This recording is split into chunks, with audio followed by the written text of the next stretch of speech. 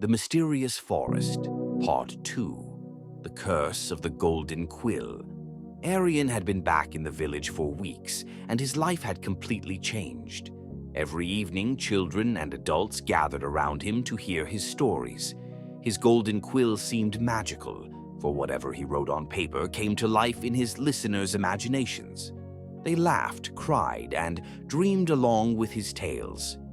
Arian was the happiest he had ever been until strange things began to happen. One night, as Arian was writing a new story, the quill slipped from his hand and hovered in midair. Startled, Arian watched as it began writing on its own. The words spilled across the page in bold, jagged letters. "Beware the Guardian's gift. The quill demands a price." The room grew cold, and the candles flickered wildly. Arian's heart pounded. What could it mean? He decided to return to the forest and find the Guardian for answers. The next morning, Arian followed the golden light into the forest once more. But this time, the path was different, twisted and dark, with strange whispers echoing around him. Shadows flitted between the trees, and the air was thick with tension. Finally, Arian reached the clearing, but the majestic oak tree looked withered and lifeless. The glowing door was cracked, and inside, the shelves of books were overturned, their pages scattered like fallen leaves. The Guardian was nowhere to be seen. "Guardian," Arian called out. His voice echoed eerily. A cold laugh resonated through the hollow tree. From the shadows emerged a figure cloaked in black, with piercing red eyes that seemed to bore into Arian's soul. "The Guardian is gone," the figure said. "I am the Keeper of Shadows, and I have taken his place. The quill you hold belongs to me." Arian tightened his grip on the quill. "What do you mean?" "The Guardian gave it to me as a gift," the Keeper sneered. "The Guardian was a fool. The quill is cursed, boy. With every story you write, a piece of your soul binds to its ink. Soon you will be nothing but a hollow vessel, and the quill will return to me." Arian's blood ran cold.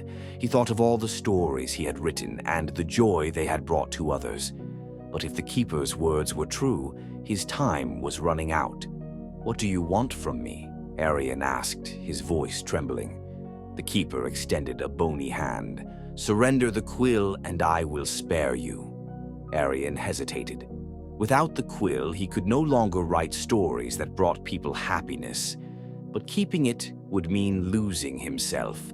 He had to find another way. Arian took a deep breath and said, "I challenge you to a story duel. If I win, you release the Guardian and lift the curse. If I lose, I will surrender the quill." The Keeper's eyes glinted with amusement. "Very well, but beware, mortal. My stories are dark and powerful." The duel began.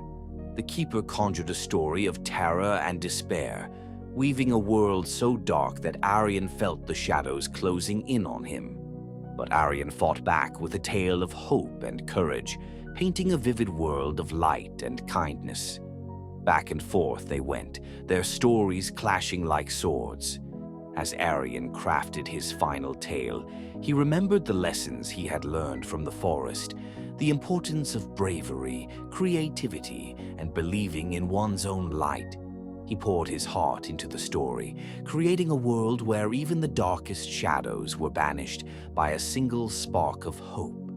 The Keeper screamed as Arian's story took form, its light dissolving the darkness.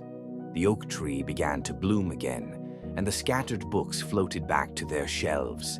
The Guardian appeared, his form glowing with renewed strength. "You did it, Arian," the Guardian said, his voice full of pride. "You broke the curse." The Keeper of Shadows vanished, leaving only a trail of black smoke. The Guardian took the quill from Arian's hand and transformed it into a golden feather. "You have proven that true power lies not in magic, but in the stories we tell and the hearts we touch." Arian returned to the village, this time with a simple feather and a notebook.